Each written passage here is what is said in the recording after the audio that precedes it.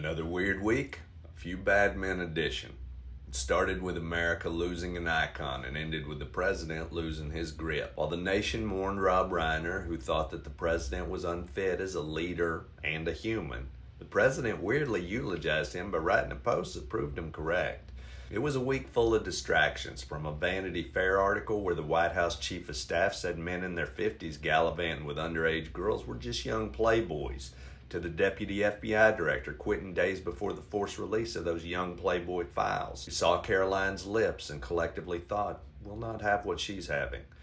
The FBI had trouble catching the Brown shooter because they were too busy going after Brown landscapers and cleaning ladies. They say it could be tied to the killing of a fusion scientist, but I'm sure that's definitely not tied to the president's media company merger with a fusion company. While the president and RFK Jr. compete to see who can sully the Kennedy name quicker, the president keeps calling our country the hottest, which is true when it comes to measles outbreaks. We found out the Kennedy Center is no longer classy, the FCC is no longer independent, and HHS is no longer scientific.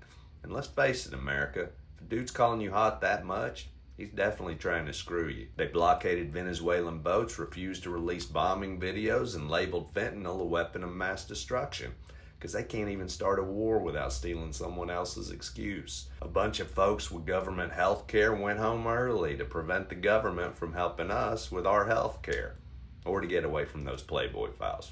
Nobody knows. Prices, inflation, and unemployment are all going up, while the housing market and Marco Rubio's posture are both getting weaker. If you're like me and watched a Rob Reiner film instead of the president's sundowning speech, I'll sum it up.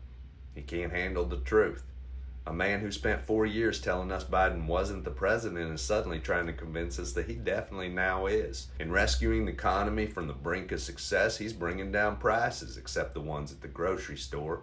He's stopping drug trafficking, except for the kingpins he's pardoned. He's achieved peace, if you don't count all the war that's still happening there. And he's deporting immigrants, except also American citizens. He offered the troops a bonus check, but didn't tell them he's taking it out of their own housing funds. I get it if you feel discouraged, telling yourself that the house always wins. But remember, that house is a casino, and nobody's worse at casinos than the dude in the Oval. Remember, in a world full of misery, it just takes a few good men or women. So stand by me, because when they go low, we turn it up to 11. Have a good weekend. Stay ornery.